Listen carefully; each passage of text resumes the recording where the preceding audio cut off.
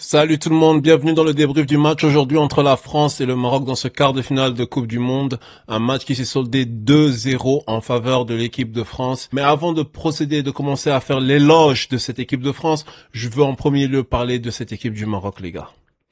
Le Maroc, les gars. Deux Coupes du Monde, une demi-finale, un quart de finale, back to back. Les gars, vous avez de quoi être fiers. Vous avez de quoi être fiers de votre nation, les gars. Et je dis bien toutes les autres nations africaines. Nous, le Sénégal, le Cameroun, la Côte d'Ivoire. On devrait tous regarder en direction de cette équipe marocaine et comprendre ce qu'elle fait de bien et commencer à répliquer ça chez nous aussi. Parce que les gars, vous avez de la fierté de l'Afrique aujourd'hui.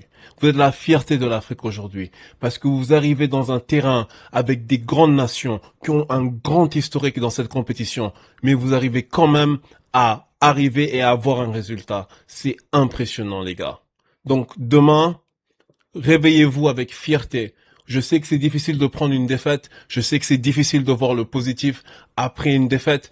Mais vous n'avez pas perdu contre n'importe qui. Vous avez perdu contre l'équipe de France. Une équipe du Maroc très valeureuse. Très, très valeureuse, les gars. Moi, comme j'ai dit, vraiment, chapeau à vous.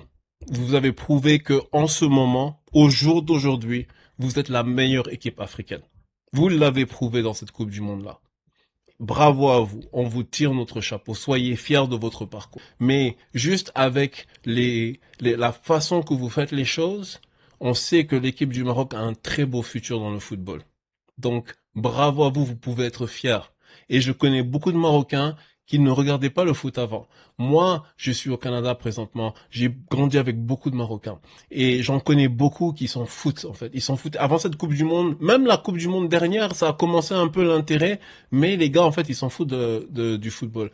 Mais là, ils sont tombés amoureux de leur équipe nationale. Et c'est maintenant des gros fans de foot. Et moi, ça me fait plaisir parce que ça me fait encore plus de gens avec qui je peux partager ma passion. Et c'est ça qu'on aime avec le beau jeu, c'est ça qu'on aime avec le football. Des gens passionnés, des gens qui tombent amoureux de ce sport-là. Parce que c'est un sport qui est supposé nous unir. C'est un sport qui est supposé nous permettre de s'asseoir tous ensemble et de célébrer, de se charrier un peu, de se titiller. Mais tout ça dans la bonne humeur et dans la joie. Parce que c'est un sport qui est supposé de unir. Et c'est pour ça que de temps en temps, je regarde les commentaires et je souris parce que je dis, il y a des gens qui n'ont pas compris le football. Ils n'ont pas compris le football. C'est pas vous, c'est pas moi qui ramassons les millions lorsqu'il y a des décisions litigieuses. Ce n'est pas vous, ce n'est pas moi. Donc, se pointer du doigt les uns des autres, c'est stupide. C'est un sport qui est là pour nous unir. C'est un sport qui est là pour que on célèbre ensemble. C'est un sport qui est là parce qu'on a une passion commune pour ce sport-là. Et c'est ça qui est beau. Et comme j'ai dit, maintenant, moi, j'ai des personnes avec qui je peux partager cette passion. Et c'est grâce, justement, au parcours que l'équipe a fait aujourd'hui. C'est un très beau parcours. Ils ont découvert leur équipe nationale. Ils ont dit, waouh, j'ai de quoi être fier de cette équipe nationale. Ils font un excellent travail. Donc bravo à cette équipe du Maroc. Je le disais à un ami tout à l'heure, je disais le vainqueur de ce match aujourd'hui est le vainqueur de cette Coupe du Monde, selon moi. L'Argentine, ça ne va pas passer face à la France. L'Angleterre, ça ne fera rien face à la France. Maintenant, on a d'autres équipes peut-être qui peuvent créer la surprise. On ne sait jamais avec le football. Mais de ce que l'on voit en ce moment, cette équipe de France est de loin la meilleure équipe dans cette Coupe du Monde. Il n'y a pas photo. Il n'y a pas photo. Je regarde cette première mi-temps 0-0, mais une équipe du Maroc qui est complètement dominée, qui n'arrive pas à placer une frappe sur les cages de Mike Maignan. Et si on est honnête, la première frappe cadrée, je pense, arrive à la 81e minute. Mais cette première mi-temps est entièrement française, sur une tête de Upamecano qui ne réussit pas à la convertir. Quelle malchance. À partir de ce moment-là, tu sais déjà que le match va aller que dans un sens. Et puis c'est frappe après frappe après frappe. L'homme du match pour le Maroc aujourd'hui, définitivement Bono, qui a été magistral. Un gardien de but qui ne fait que confirmer son statut de meilleur gardien de but selon moi dans ce continent africain. Ça a été le meilleur gardien de but aussi à la CAN.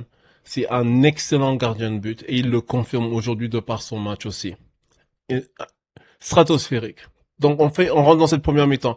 On arrive en deuxième mi-temps, on voit que l'équipe de France continue de pousser, continue de pousser. Mbappé finit par enfin de faire la différence. Ensuite de ça, Dembélé qui met le deuxième but. À ce moment-là, c'est difficile pour le Maroc. C'est difficile pour le Maroc. Parce que quand tu es mené 2-0 contre cette équipe de France-là, dans cette ambiance-là, dans ce style de jeu-là, et que tu as du mal à aller chercher des attaques et à aller chercher des occasions, c'est compliqué. C'est compliqué. Et qui peut rougir de ce genre de défaite? Qui peut rougir de ce genre de défaite? Il faut juste leur donner leurs fleurs. Cette équipe de France est juste supérieure. Il y a rien qu'on peut y faire. La première mi-temps, Michael Olise, il a été bof, il a été un peu nul, moi, je trouve. Je disais à mon collègue, je disais, c'est bizarre, Olise, aujourd'hui, il est pas dans sa meilleure forme. Mais il est parti dans le vestiaire, il a pris un peu d'eau, il s'est ressourcé un peu, il a tic-tac avec le coach, il est revenu. Et boum, on a revu le Olise qu'on a vu contre le Sénégal. Le Olise qu'on a revu contre la Norvège. Le mec, il arrive, et puis, il fait des conduites de balles et des passes en profondeur, mais qui te sortent de l'espace. Vraiment de l'espace. C'est messiesque ce qu'il fait, ce gars-là. C'est messiesque. Et honnêtement, moi, je dirais que avoir Mbappé en avant, même Mbappé, je pense pas, ne mérite pas d'avoir cette qualité-là de joueur qui lui redonne des balles, parce que Mbappé a déconné. Il a été hors jeu sur certaines actions. Ok, il finit par finalement marquer le but, mais on lui sert des caviars et il n'arrive pas à les convertir. Il a eu le penalty qu'il a complètement manqué aussi. Mais Mbappé, tu dois faire mieux dans ces genres de situations-là. À ce moment-là, moi, je dis oui, Mbappé fait une très belle compétition, mais c'est pas juste Mbappé.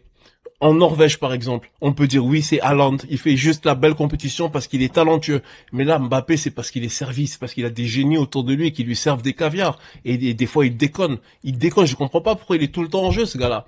Je sais que je parle un peu mal de Mbappé, même s'il a marqué aujourd'hui. Mais il déconne. Même quand tu regardes au Real Madrid, il est tout le temps hors jeu. Pourquoi il est tout le temps hors jeu comme ça? Anyways. Après, tu mets Mbappé de côté. Comme j'ai dit, t'as un Michael Olise. T'as un Désiré Doué sur le côté qui est percutant. T'as un Désiré Doué qui a une belle conduite de balle, qui est technique, qui est rapide. Et ensuite de ça, t'as un Barcola aussi qui est capable d'être percutant, capable d'être rapide, capable d'être technique. Tu as Dembélé, le ballon d'or, les gars. T'as Dembélé, le mec, il arrive de nulle part et puis il te claque un but. Il te fait une première mi-temps bof lui aussi. Et je pensais que le coach allait le remplacer, mais non, le coach continue de lui donner sa confiance. Et là, le mec, il vient et il te fait une deuxième mi-temps. Il claque le but. Tranquille. Aucun stress, aucun mal de tête. Les gars sont arrivés, ils ont fait le boulot, ils ont fait le job, ils ont eu le 2-0. Il n'y a rien à dire. Cette équipe de France est vraiment trop forte. Équipe de France vraiment trop forte. Bravo à cette équipe de France.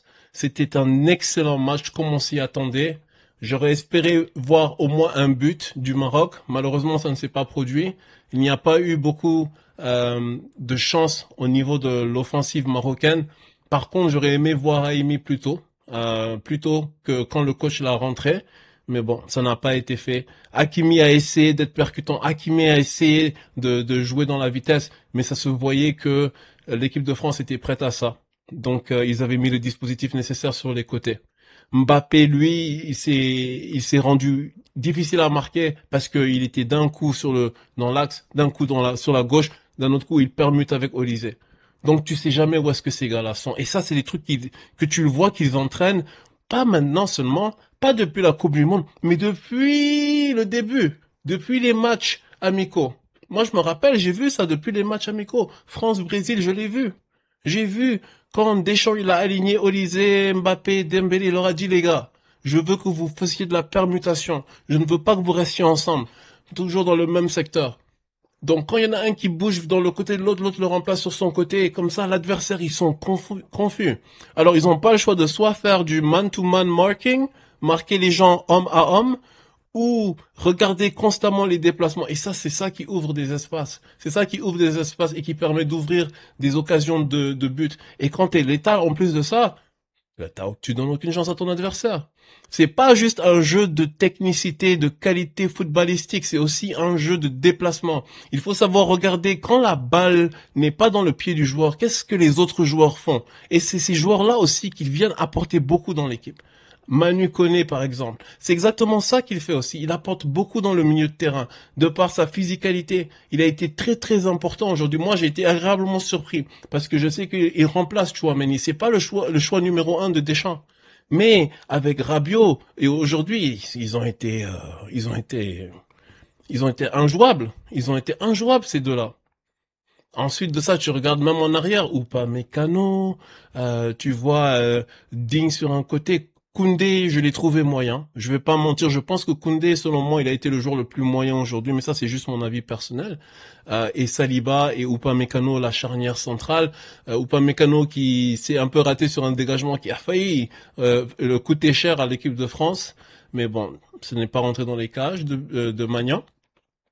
Mais même en défense, les gars sont solides. Même en défense, les gars sont solides. Et dans tout ça, sur le banc, t'as Konaté. T'as le défenseur central Konaté. Il a même pas joué de la Coupe du Monde. Pour vous dire comment la profondeur du banc français est intéressante. Donc moi, quand je regarde les autres équipes et que je suis le coach ou même les joueurs, je me dis waouh. Je sais pas c'est qui la prochaine équipe qui va peut-être rencontrer l'équipe de France. Je pense que c'est le match de la Belgique. Mais bonne chance à eux. Vraiment bonne chance à eux. Ça va prendre vraiment ce jour où tout va à l'encontre de l'équipe de France pour que l'équipe de France perde. Et on sait que ça, c'est possible dans le football. C'est pour ça qu'on aime ce sport. Donc moi, je dis ce que je dis aujourd'hui parce que je constate ce que je constate, mais tout est encore faisable pour les autres équipes. Mais on ne peut pas se voiler la face. Cette équipe de France est définitivement en dessus de tout le monde en ce moment. Et c'est impressionnant. Donc, kudos à cette équipe de France. Kudos à Didier Deschamps. J'espère qu'ils vont continuer d'aller loin. Ils le méritent. Et j'espère les voir lever le trophée à la fin de toute cette compétition. Donc voilà pour moi, c'est tout ce que j'avais à dire pour ce match. Bravo encore aux Marocains, vous pouvez être fiers. Bravo à cette équipe de France, bravo aux Français. Et je vous vois pour le prochain vidéo débrief. Merci. Peace.